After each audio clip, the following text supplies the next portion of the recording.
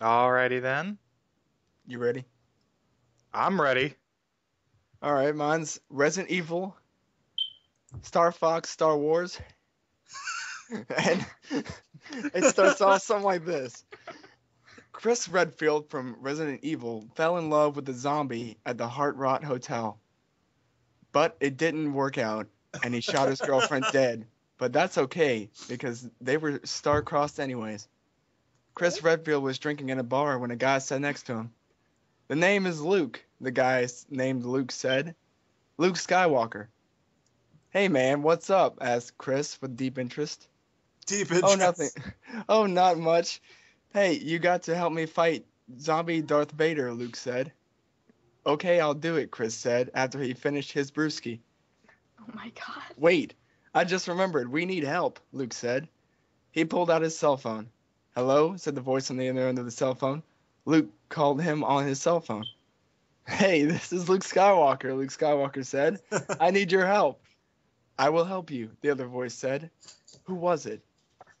They hopped in the Millennium Falcon to Jupiter and got out. A ship made of 50 polygons jumped up beside them. The captain jumped out of the ship. Hi, I'm Fox McCloud, said he, from Star Fox. Okay, let's get this party started, said Luke. Hey, you're pretty foxy, said Chris. Lamau, said Star Fox. They had to fight the zombie, but Fox McCloud would lead the way. Everybody stand back, Fox said. I'm an animal you can really get behind. Zombie Darth Vader attacked the group with sudden urges. They fought bravely and eventually won. I think someone had a shotgun. Did you just say zombie Darth Vader attacked the group with sudden urges? Yes. Oh my god. With sudden urge. Hold on. Sudden urges are the new weapons. Alright. Well, there's a big ass run-on sentence I'm about to go into. Okay. Anyways, zombie Darth Vader attacked the group with sudden urges. They fought bravely and eventually won. I think someone had a shotgun. Darth Vader made his death speech. Luke, I am your father, he began. So I'm sorry I wasn't around to play the old spaceball with you, and I hope you can forgive me because I wanted to be there for you, but I never was, because I was at work too much and I forgot about what was really important, and your mom and I didn't get a divorce because of you, so don't blame yourself. And I hope you can forgive me, but I understand if you couldn't, and Yoda will let you sleep at his place, but you have to call first. Oh wait, you won't be able to call me again because except maybe call me dead because this is the end of the line for me. And if I had it to do all over again, I'd make sure it was different.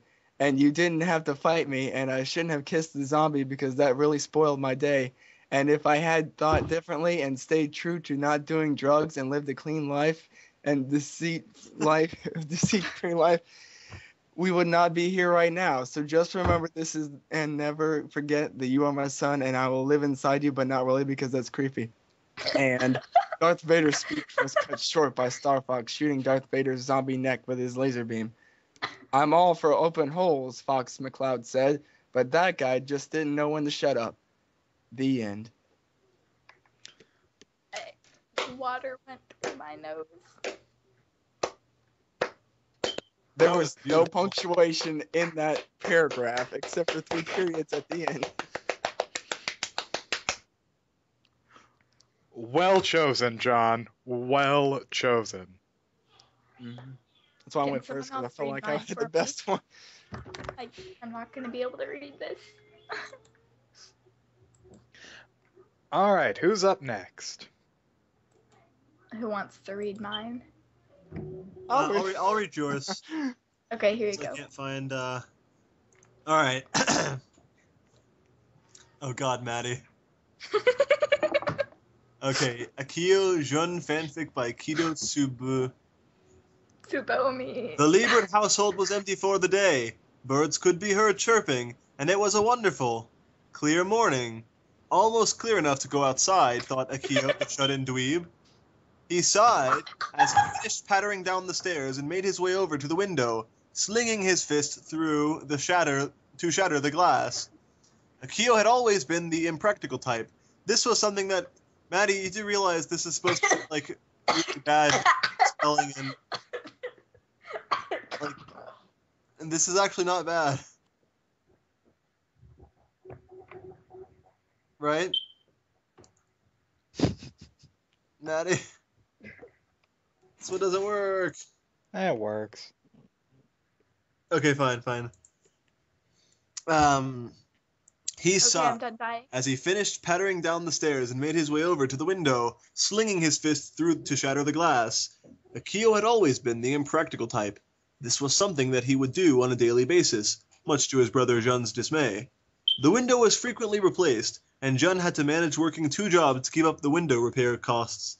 Akio shook his head. He sure does work hard, he muttered under his breath.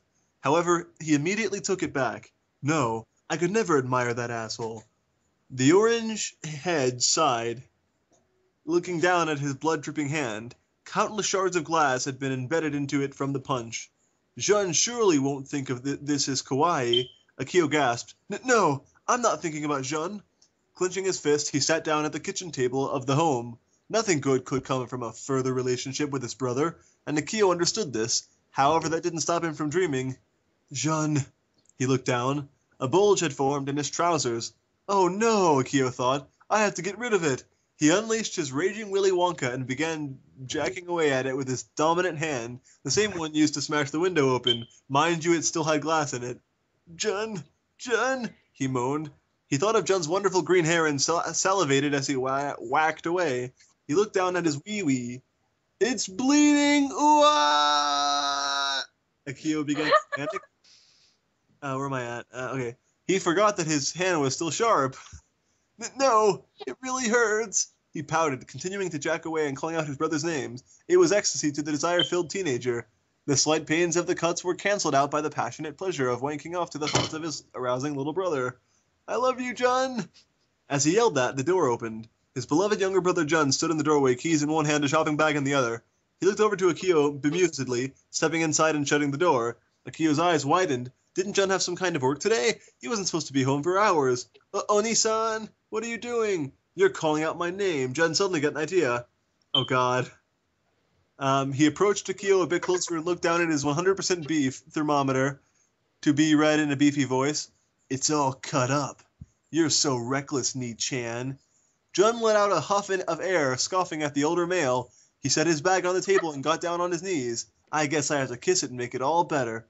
Jun-chan, you don't have to force yourself, uttered Akio, suddenly feeling much more submissive. I don't want to read this anymore.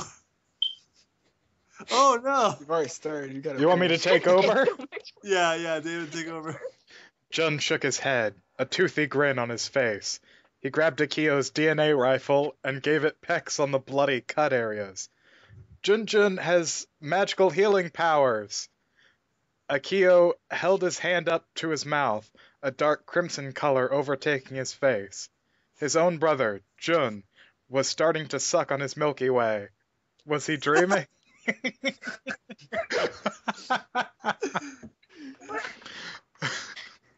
This was always what he wanted. After a few minutes of cock guzzling, Jun removed the steak from his mouth. Your kawaii dick cheese tasted gourmet, he exclaimed.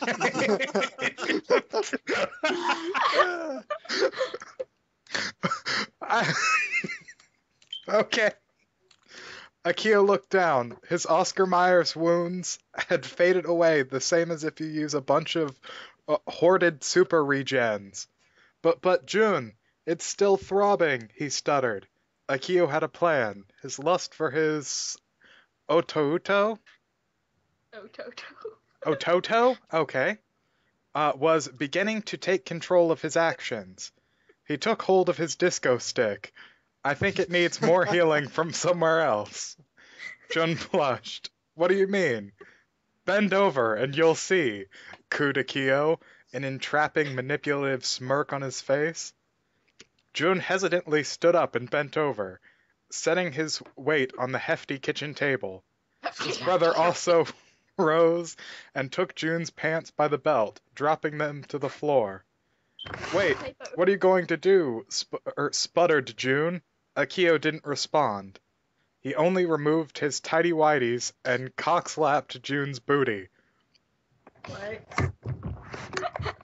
The villain penetrated into Jun's rectum with his stinky pickle, and Jun gasped in pain and surprise. Akio, we're siblings. We shouldn't do this, he cried out. And we're both boys. Akio didn't care. Akio wanted that ass. The villain penetrated into Jun's rectum with his stinky you went pickle. back. What? You already read that. Oh, The orange-headed lust bomb There's pumped two. his baloney pony in and out of Jun's love pot. These are level 20 potions in here. How did you make them? Akio's comment on the natural lubricants of Jun's butthole took him off guard. Wait, what? He tried to answer, but only hiccuped.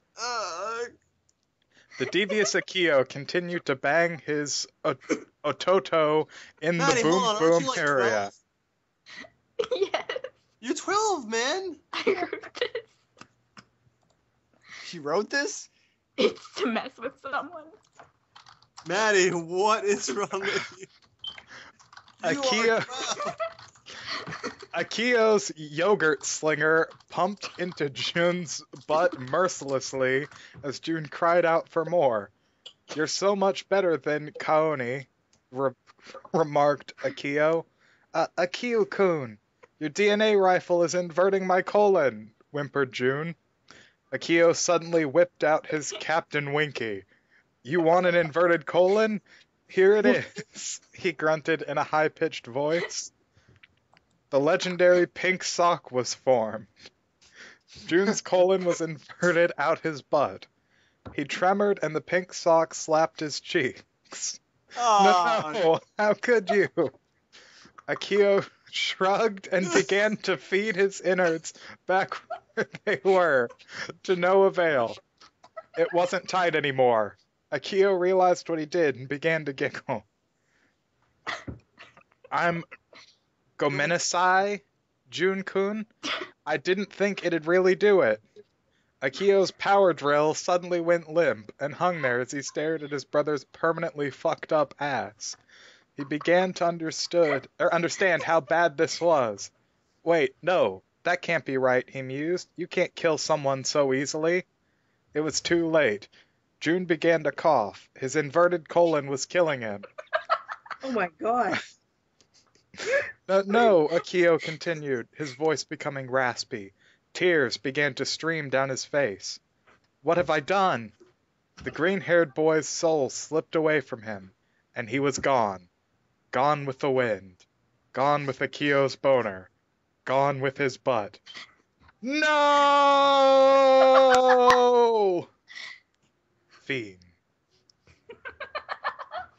that was beautiful. I wrote that. Well done. Beautiful. 10 out of 10. 10 out of 10. All right. Who's up next? I'm still looking for one. So it's either me or Courtney. Alright. Okay. I can do this. I want to read Gurren Jesus. Do I have to link this to you guys? Yeah, go for it. Alright. It's short enough that I can read the whole thing. Okay, I'm gonna try not to laugh. Alright. Gurren Jesus. Author Jason Bobdu.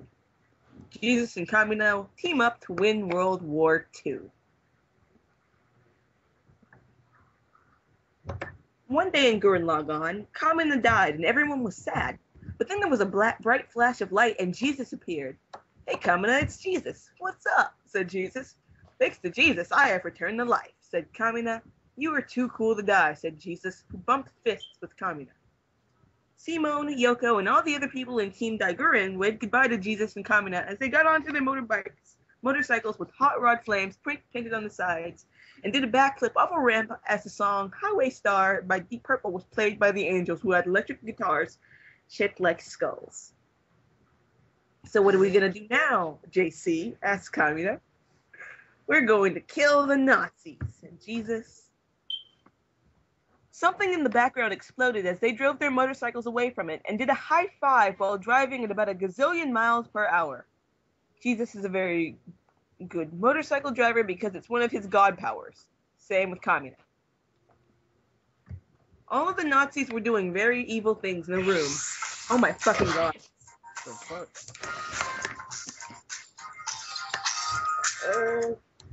Phone call. Excuse me, guys. Hello?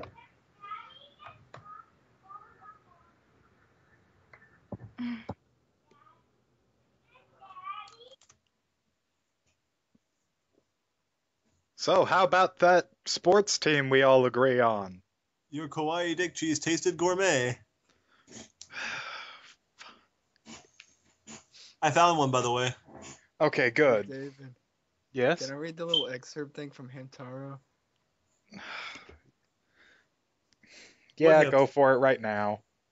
And Bonjour leaned over to Hamtaro and whispered in her sentient French accent, Hamtaro, why did you make us a boat when you know that we are hamsters and therefore cannot swim in water? Hamtaro ran his tiny fingers through his elegant fur and looked at her. He answered softly, I don't know. It seemed like a good idea at the time. The end.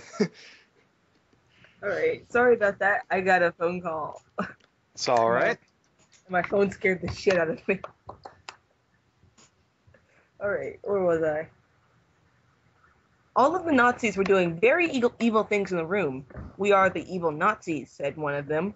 That was when Jesus drove his motorcycle through the window and landed on top of the Nazi. Alas, I am slain, said the Nazi. Jesus kicked him in the face. Oh no, the Nazis said in unison. It's Jesus. Then Kamina broke through the other wall of the room on his motorcycle. Just who the hell do you think I am? He yelled as he scalped the Nazi with his Bowie knife. The Nazis didn't know Kamina was because they are from the 1940s and awesome hadn't been invented yet. Then the Nazis were mad at Jesus, so they shot him a bunch of times, but then Jesus absorbed all the bullets into his body and shot them out of his eyeballs back at the Nazis, so they died. I'm Jesus, so I still love you, even though you're Nazis and I'm killing you, said Jesus. He's a pretty good, cool guy. Kamina did not have to forgive the sins of anybody, so he just cut a bunch of Nazis in half with his katana and then did a backflip onto his giant robot. And doesn't afraid of anything. Jesus rode on top of the robot like it was a surfboard. Let's go find Hitler, said Kamina. There was a Nazi trying to run away, so Kamina killed him by looking at him.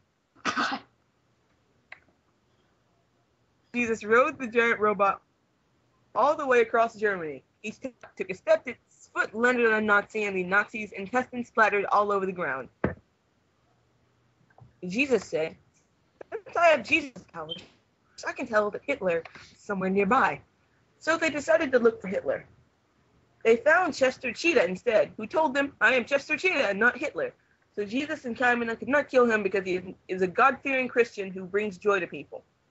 Then Chester Cheetah took off his mask, and it was actually Hitler. I tricked you, Jesus, said Hitler. Kamina said, it's not cool to trick Jesus, evil Hitler, and he kicked Hitler in the face. At the same time, Jesus kicked Hitler in the face from the other direction. It was in slow motion, and it looked really cool. Hitler, I'm going to kick your ass in the name of the Father, myself, and the Holy Ghost, said Jesus. Me too, said Kamina. So then Jesus charged up all of the spiral energy in the universe through the power of prayer and shot a gigantic laser beam at Hitler so that he died slowly. Thank you, Kamina, said Jesus. If you were any more awesome, you would be Jesus too. And then Kamina and Jesus high-fived each other since all the Nazis were dead. The end. I've got one. Beautiful. Alright, it's called Pokemon Attack of Mewtwo. Alright, go for it. This is a dark fic. It has many dark themes in death and violence. Do not read unless you want to. Wake up, Sarah, said Sarah's mom. Sarah was Pokemon trainer who was 13 years old with black hair and nice smile, and really pretty. Okay, Mom, said Sarah, and she remembered that she was old enough for Pokemon Journey because Pokemon Leg changed age that trainers could leave home, and Sarah went to see Professor Oak. Hi, Oak, said Sarah, and Oak told Sarah that he had only one Pokemon left. It is Eevee, said Oak, and Sarah said it was her favorite, and Oak gave her a Pokeball, and Sarah let Pokemon out. Eevee, said the Eevee. It is so kawaii, said Sarah. It is Japanese for cute, okay? Sarah walked out of laboratory, and suddenly Mewtwo. Who are you? Asked Sarah. I am Mewtwo, and I hate Pokemon trainers, and I will explode Oak's laboratory so that no one can be a trainer. No, said Sarah. Why do you want to explode lab? Because humans are evil, said sad Mewtwo. No, Mewtwo, you are evil, said Sarah, and then Mewtwo blew up the lab anyway. No, said Sarah, and saw Oak was dead and was Gary. No, why did you do this, Mewtwo? You are evil, said Sarah. Shut up, or I explode your head, said Mewtwo. But Sarah not listen, and Mewtwo shat... Me too, shut. Mewtwo shat psychic at her. I think she was trying to say shot psychic, but he shat psychic at her. Now she is dead, said Mewtwo, and flew away, but Sarah was not dead and blacked out, and so was Eve. Then Sarah woke up and saw that Mewtwo was gone, and was sad and sad. Mewtwo, I will take revenge on you for blowing Oak's lab, and decided to train Eevee to become stranger than Mewtwo, even though Mewtwo was legendary. Like, And so her Pokemon journey begun. The Finn. That's in chapter 1. next All right. chapter. Hell No, no. No. Good we find. need more. Good Oh, find. I love that. That's so He shat true. psychic at her. He shat psychic at her. Mewtwo is legend dry. Yes, Mewtwo is legend dry. Chapter, please. You gonna read yours, David? Oh, yes, Your sir. mystery fic? Mm-hmm. All right, let's see if you can guess what this fan fiction is about. I'm sure you can. It's just about when you figure it You out. waiting until the end or what? No, if you figure it out, just shout it out. Not you, John. I know you I know what know. it is. He was never one to complain. In fact, he doesn't remember a time where he did complain. He just went about his life, going wherever the road took him. Sure, you could say he was a bit of rut in his life right now. Alright, he was sick and tired of being pushed around like this. He couldn't take another moment of being constantly mocked and teased with the thought of freedom. He wanted out, and he wanted out now. Now more Mr. Nice Guy. He was a ball of rage, and he wasn't going to let any bars cage him in. It was time to color outside of the lines. He knew the only way he could get out of this sick and twists game those two paddles were playing at, was to slink away when the other two weren't paying attention. He would break out tonight. While Ball was waiting for the two paddles to start up again, he had some time to think. Where would he go once he got out? Become a doctor? Write a book about the trauma of being knocked down time and time again? Would he go out there and teach the younger generations what it really means to live a full life?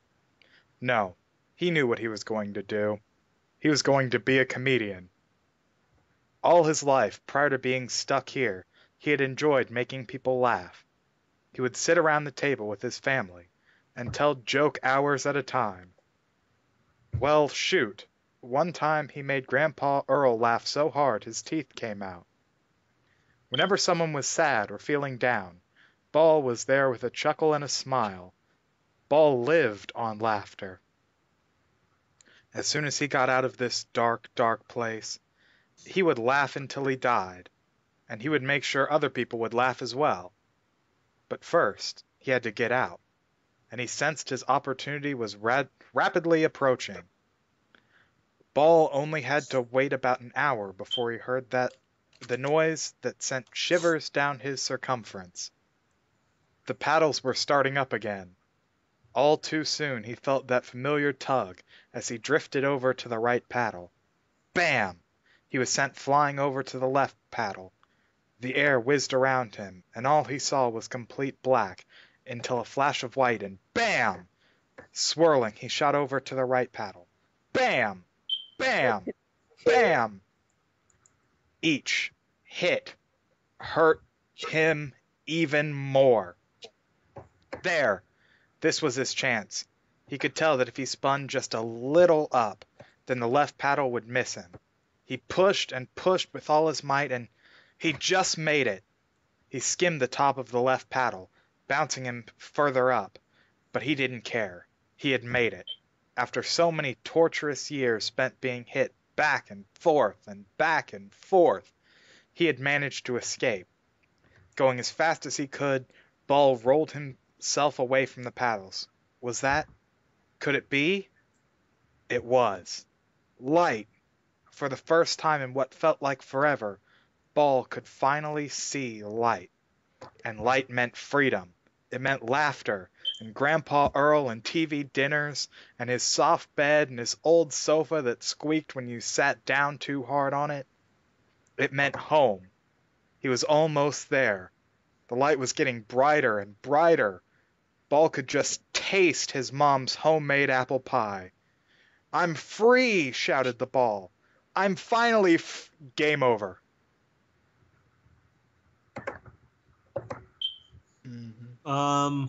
Pinball. Not quite, but close. I don't know. It's older. Well, Pong? not older. It is Pong. Pong. A Pong fan fiction. 1 ball, 2 paddles, and a dream. Oh my god. Oh, God.